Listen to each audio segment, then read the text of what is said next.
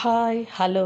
ఉగాది రోజైతే మేమంతా కలిసి మా ఆడపిల్ల కొడుకు, మా మామ అందరం కలిసి అయితే మా ఊరికి దగ్గరలో చౌడమ్మ టెంపుల్‌కైతే వెళ్ళాము. చౌడేశ్వరి దేవి, కాశీ విశాలాక్షి అమ్మవారు ఇక్కడ కొలువై ఉంటుంది అని స్థల పురాణం చెప్తోంది. మేమైతే చాలా పెద్ద టెంపులు. మేమైతే 1 అవర్ ప్రయాణం ఉంటుంది. మేమైతే ఈ నందవరం చౌడమ్మ గుడికి అయితే వెళ్ళాము.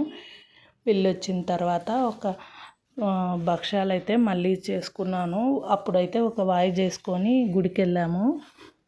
ఇంక మళ్ళీ వచ్చి మిగతావైతే కంప్లీట్ చేసుకున్నాను. అయితే మరుసటి రోజు రంజాన్ పండుగ ఉంది కదా, మా పిల్లలకైతే ఈ భక్షాలు సరిగ్గా తినరనమాట. ఇంకా నేను రంజాన్ పండుగ రోజైతే పాలన్నీ దగ్గరగా 1 లీటర్ పాలు తీసుకొని దగ్గరగా అయిన తర్వాత 1 కప్పు చక్కెర వేసేసి అందులోనే జీడిపప్పు, బాదం పప్పు తీసుకొని నానబెట్టేసి మిక్సీ చేసుకొని ఈ పాలల్లో అయితే కలిపేశాను.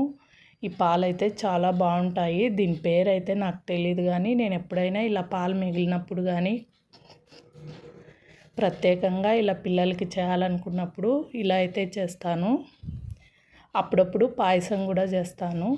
అయితే ఈ బాదం పప్పు, జీడిపప్పు నానబెట్టుకొని మిక్సీ చేసి ఈ పాలల్లో కలిపేసి బాగా దగ్గరికి అయిన తర్వాత ఆఫ్ చేసేసుకొని ఫ్రిడ్జ్లో పెట్టేసి తర్వాత పిల్లలకి ఇవ్వాలి. చాలా బాగా నచ్చుతుంది మా పిల్లలకి.